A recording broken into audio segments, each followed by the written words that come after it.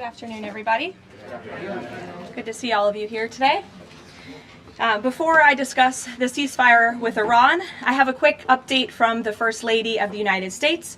Yesterday marked the very first conviction under the Take It Down Act, landmark legislation that First Lady Melania Trump played an instrumental role in getting passed that protects victims from non-consensual AI-generated sexually explicit images, cyber stalking, and threats of violence. This is a huge achievement for the First Lady, and I know the President is very proud of his wife's efforts in getting this critical legislation passed to protect America's youth. So we thank the First Lady for her efforts, and we hope that others will report on this historic conviction yesterday.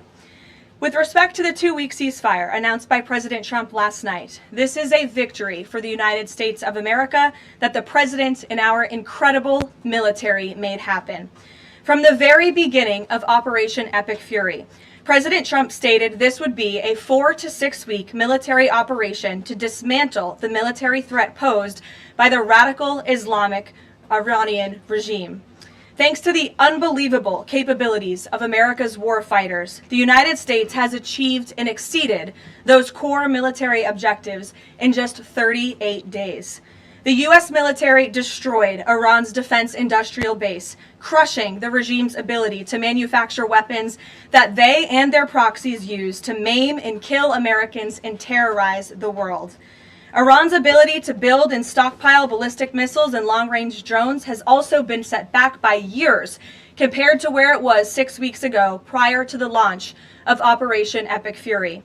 We destroyed the vast majority of Iran's ballistic missiles, launcher vehicles, and long-range attack drones through more than 450 strikes on ballistic missiles and approximately 800 strikes on Iran's drone launching units and storage facilities. In total, more than 13,000 targets across Iran were struck. Again, this is in the matter of just 38 days. Meanwhile, the Iranian Navy was completely annihilated. The United States destroyed more than 150 naval vessels in total, including 16 entire classes of Iranian warships. Despite once being the largest undersea force in the Middle East, Iran now has 0 submarine vessels. 97% of Iran's once massive inventory of more than 5,000 naval mines has also been targeted and destroyed. Iran's air forces are functionally and operationally irrelevant at this point, after the United States maintained total air dominance over their country for weeks on end. To underscore the significance of this, before Operation Epic Fury, the Iranian Air Force would fly between 30 to 100 flights per day. Today, that number is 0. Iran's ability to fund and support its terrorist proxies has been greatly reduced. At this point, Iran can no longer distribute weapons to its proxies in the region. And most importantly, Iran will not be able to acquire nuclear weapons. Prior to the start of this successful operation, Iran was aggressively expanding its short-range ballistic missile arsenal. Through these weapons and its navy, Iran was attempting to build a military buildup around their country that would pose an imminent and existential threat to the United States military assets in the Middle East, our allies in the region, and ultimately the free world. Iran was pursuing this dangerous and aggressive strategy for one reason: to hold the entire world hostage to its terrorist ambitions.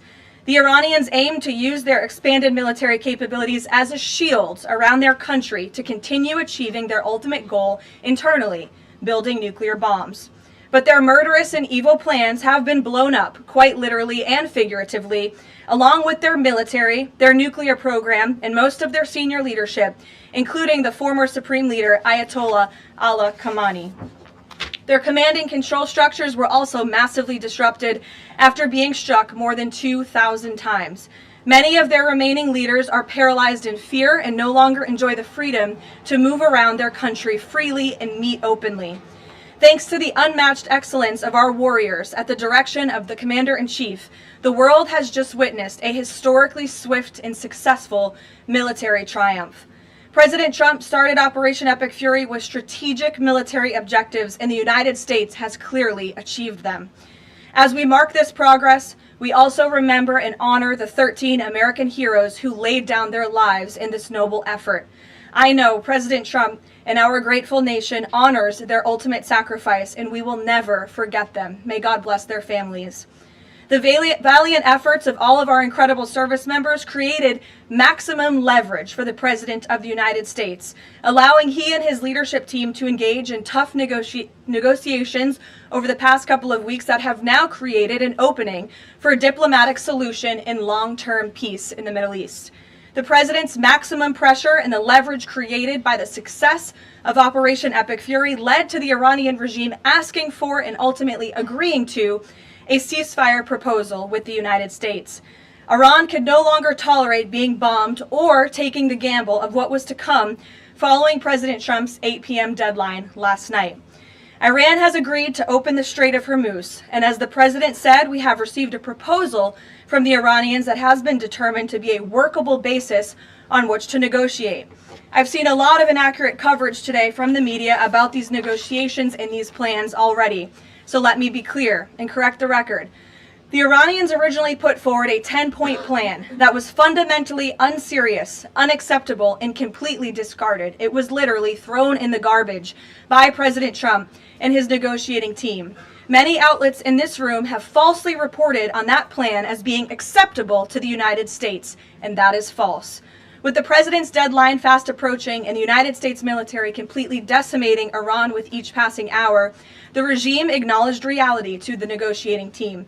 They put forward a more reasonable and entirely different and condensed plan to the President and his team. President Trump and the team determined the new modified plan was a workable basis on which to negotiate and to align it with our own 15-point proposal. The President's red lines, namely the end of Iranian enrichment in Iran, have not changed. And the idea that President Trump would ever accept an Iranian wish list as a deal is completely absurd.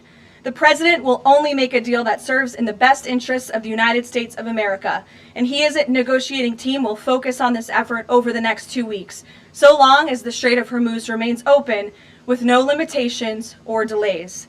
These extraordinarily sensitive and complex negotiations will take place behind closed doors over the course of the next 2 weeks. I would strongly advise the media against running with narratives that have no basis in fact. What Iran says publicly or feeds to all of you in the press is much different than what they communicate to the United States, the President, and his team privately. Never underestimate President Trump's ability to successfully advance America's interests and broker peace. President Trump has a proven track record of achieving good deals on behalf of the United States and the American people, and he will only accept one that puts America first. With that, I will take your questions today. I'm sure you have a lot of them. In our new media seat, we have Shane Harris with the AMAC Newsline. Shane, thank you for being here. Why don't you kick us off? Yeah, thanks for having me, Karoline. Two questions for you. First, following the President's announcement of the ceasefire, if this is indeed the end of hostilities in Iran, what is the President's message to the American people about what was achieved for our country through Operation Epic Fury? Sure. I think I just laid out a significant portion of that in my opening remarks. 6 weeks ago, the President looked the American people in the eye directly, and he told them that he launched this operation to take out the imminent threat that was posed by Iran. And that threat has now been greatly destroyed. Their Navy, their missiles, their defense industrial base, and their desire and their plan to build a nuclear bomb inside their country is no longer going to be allowed, can no longer happen, thanks to the remarkable success of Operation Epic Fury over the course of the last 38 days. That has been absolutely achieved, and now we're moving into the next phase of this, which is a negotiating period to put some fine points on this and to hopefully broker an agreement that can achieve long-term peace in the Middle East. Yeah, and then second, what is the President's message to American seniors who have a much higher voter participation rate and they're likely to be a key swing vote in the midterm elections?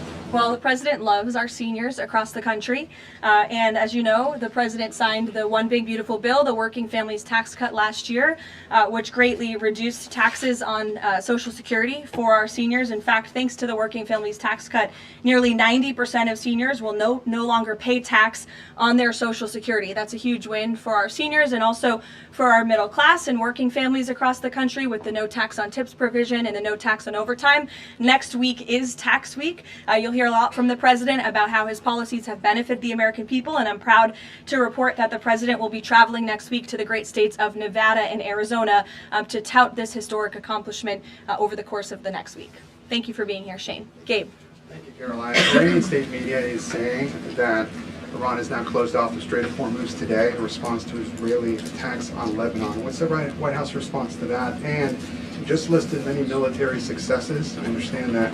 But strategically, how is the administration arguing that Iran does not have more economic leverage than it did before the start of the war? Sure. Well, with respect to the first reporting out of Iranian state media, the president was made aware of those reports before I came to the podium. That is completely unacceptable. And again, this is a case of what they're saying publicly is different privately. We have seen an uptick of traffic in the Strait today, and I will reiterate the president's expectation and demand that the Strait of Hormuz is reopened immediately, quickly and safely. That is his expectation. It has been relayed to him privately that is what's taking place, and these reports publicly are false. Caroline, the president yesterday threatened that a whole civilization would die if a ceasefire deal wasn't reached, understanding that Iranian leaders have previously said death to America. But why is it appropriate for the president of the United States to use that kind of language when talking about civilian targets? And was the president mocking Islam by signing off his True Social post over the weekend, praise be to Allah? Wouldn't that antagonize Muslim allies across the world? Well, I understand the questions about the president's rhetoric, but what the president cares most about is results. And in fact, his very tough rhetoric and his tough negotiating style is what has led to the result that you are all witnessing today. Iran publicly acknowledging last night that they have agreed or that they wanted this ceasefire with the United States because they no longer could tolerate being bombed by our very powerful and lethal military, and that they have committed to the reopening of the Strait of Hormuz, which the president will hold them accountable for, and it's something the administration is closely monitoring in real time. Danny. Should the world not take his word seriously? The world should take his word very seriously in understanding that the president is always most interested in results. And it was the Iranians who backed down, not President Trump. He said that they would face very grave consequences, as you just laid out, by the 8 p.m. deadline if they did not agree to reopening the Strait of Hormuz. And what did they do last night? They agreed to reopen the Strait of Hormuz. Danny. Thanks, Caroline. Would President Trump like to see Lebanon included in this peace deal? Because as you know, there have been increased Israeli strikes on Lebanon today with dozens of casualties there. Sure. Lebanon is not part of the ceasefire. That has been relayed to all parties involved in the ceasefire. As you know, Prime Minister Netanyahu put out a statement last night in support of the ceasefire, in support of the United States' efforts, and he's also assured the president they'll continue to be a helpful partner throughout the course of the next 2 weeks. Is there any thought, though, that the president might like to see Lebanon included at a future date, given that it seems to be causing or potentially undermining the Iran ceasefire? Again, this will continue to be discussed, I am sure, between the President and Prime Minister Netanyahu, the United States and Israel, and all of the parties involved. But at this point in time, they're not included in the ceasefire deal. Jeff. Thank you. Caroline, will the U.S. take part in talks with Iran in Islamabad on Friday? I can announce that the President is dispatching his negotiating team, led by the Vice President of the United States, J.D. Vance, Special Envoy Witkoff, and Mr. Kushner to Islamabad for talks this weekend. The first round of those talks will take place on Saturday morning local time, and we look forward to those in-person meetings. What role does the President see for the U.S. in monitoring or helping with the Strait of Hormuz going forward? I think the President commented on that this morning. We're going to continue to monitor it very, very closely. We will be helpful in any way that we can, but we fully expect Iran to do this, and the President has made that quite clear as well. It's, again, as his statement said last night, this ceasefire is subject to the safe reopening of the Strait of Hormuz. Again, this was just determined last night. We understand things take time, but that's the President's expectation, and he will hold everyone to it. Sure, in the green blazer. Thank you, Caroline. Sure. And then in front of you. But Andrew, you can go ahead. All right. You're not wearing a green blazer. But you can... I am actually wearing a green blazer. It's a little brown to me, but go ahead. Fair enough. Regarding the president's rhetoric, when the U.S. invaded Iraq in 2003, George W. Bush said in a message to the Iraqi people that the military campaign was directed, quote, against the lawless men who rule your country and not against you. Yesterday, the president threatened to destroy Iran's civilization, the entire civilization. Not the Iranian government, but the Iranian civilization, the Iranian people. The U.S. has been a moral leader for most of its history by fighting wars against other governments, not against civilizations. How can the president claim that America can ever have the moral high ground if he's threatening to destroy civilizations and not casting wars as fights against other governments? Andrew, I think you should take a look at the actions of this president over the course of the past 6 weeks and the actions of our brave men and women in our United States military who have taken out essentially taken out the military of a rogue Islamic regime that has chanted death to America for 47 years, that has killed and maimed thousands of American soldiers over the course of the last 5 decades. The president absolutely has the moral high ground over the Iranian terrorist regime, and for you to even suggest otherwise is frankly insulting. With all due respect, Caroline, Go ahead. with all due respect, Go ahead. there is... Just given what we've seen in Lebanon today and the increased attacks from Israel, I mean, is there any concern that Netanyahu is trying to kill the ceasefire? The president spoke with Prime Minister Netanyahu last night. In that private conversation, Prime Minister Netanyahu relayed exactly what he said to the world publicly, that he supports the president and Israel remains a key ally and partner to the United States. They've been a tremendous partner over the course of the past 6 weeks, and we thank them for their heroic efforts as well. The president had that conversation last night, and that was relayed to the world publicly as well. Reagan, go ahead. Thank you, Caroline. I have a question for you on Iran, and I have a question on the Dignity Act as Sure. well. On Iran, it's been reported that the ceasefire was struck after the involvement of 2 unlikely factors, J.D. Vance and China. What role did those parties play in striking a deal? Well, Vice President Vance has played a very significant and a key role in this since the very beginning. Of course, he's the president's right-hand man. He is the Vice President of the United States. He's been involved in all of these discussions, and as I just announced, he'll be leading this new phase of negotiations in Islamabad later this week.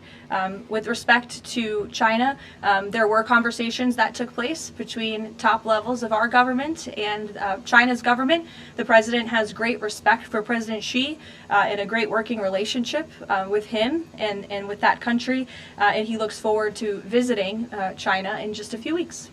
On the Dignity Act, it's getting a fresh push through Congress. It would give some illegal immigrants in the country a path to citizenship. What's the White House's position on this legislation, and would the president sign it if it made it to his desk? Honestly, Reagan, I haven't spoken to the president about the legislation, but I will have that conversation and we'll get you our formal position on it as soon as we can. You're welcome. Go ahead. The president suggested in an interview this morning that he would support a joint U.S.-Iran venture to charge tolls for ships going through the strait. Does the president believe that the U.S. should earn revenue from the Strait of Hormuz going forward? It's an idea the president has floated, as you know, and it's something that will continue to be discussed over the course of the next 2 weeks. But the immediate priority of the president is the reopening of the strait without any limitations, whether in the form of tolls or otherwise. And on the highly enriched uranium, has Iran given the administration any indication that it would simply turn over the enriched uranium, or is this an expectation that the president has that he would have to send in ground troops in order to do that? This is on the top of the priority list for the president and his negotiating team as they head into this next round of discussions. And as I said in my opener, that is a red line that the president is not going to back away from, and he's committed to ensuring that takes place. We hope it will be through diplomacy. Have they given any indication that they would turn it over? They have. They have. Yes.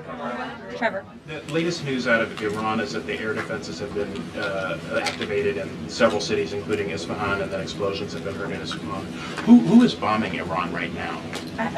Were those reports just as of a few minutes ago? Yeah. Okay, so obviously I'll have to go back and check with the national security team. I'm standing out here with all of you, but I will do that and we will get you an answer, okay? And just on the civilization question that we've been talking about. And I would just add to that point, again, I haven't seen these reports. I'm not verifying them. Not that I don't trust you, Trevor, but I want to go back and check with the experts here at the White House.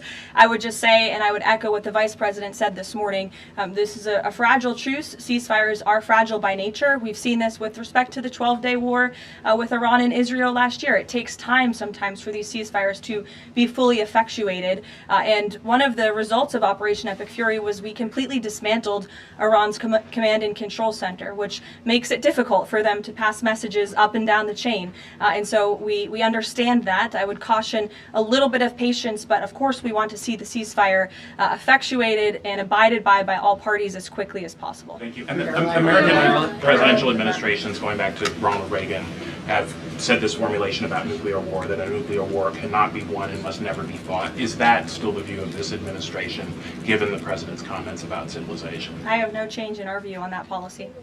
Katie. Thanks, Caroline. I'm just, given the gravity of what he said yesterday, what was your understanding of what he meant when he said, this civilization is going to be eliminated?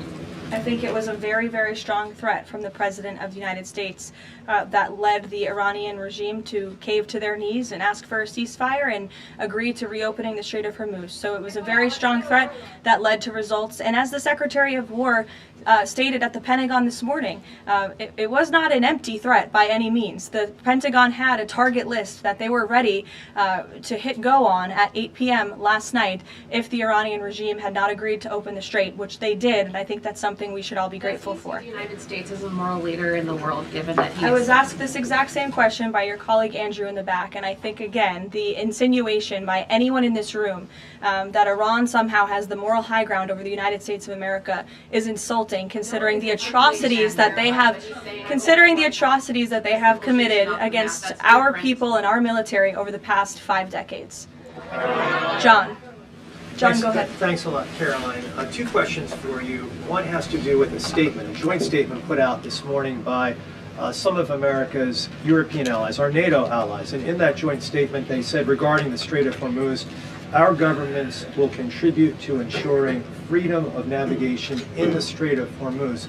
What's the administration's reaction to that joint statement? Does that smooth things over when the president meets with NATO Secretary General a little bit later this afternoon? I have a direct quote from the President of the United States on NATO, and I will share it with all of you. They were tested and they failed.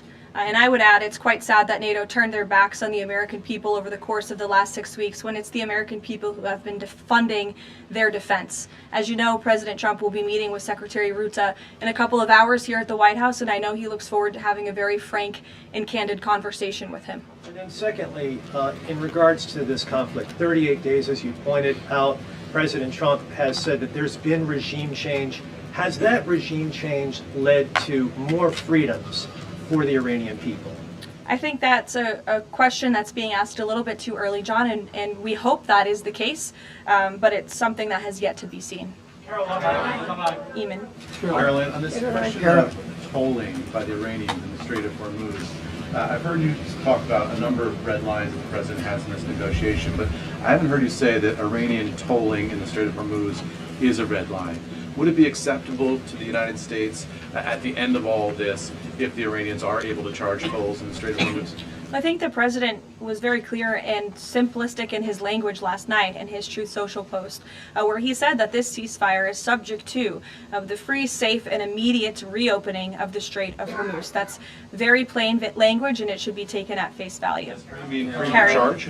Carrie, go ahead. Without limitation, including tolls, yes. Carrie. A quick follow-up on the tolling. Why would the U.S. allow Iran to collect tolls from the Strait of Hormuz? That's not something that we've opposed for a number of years now.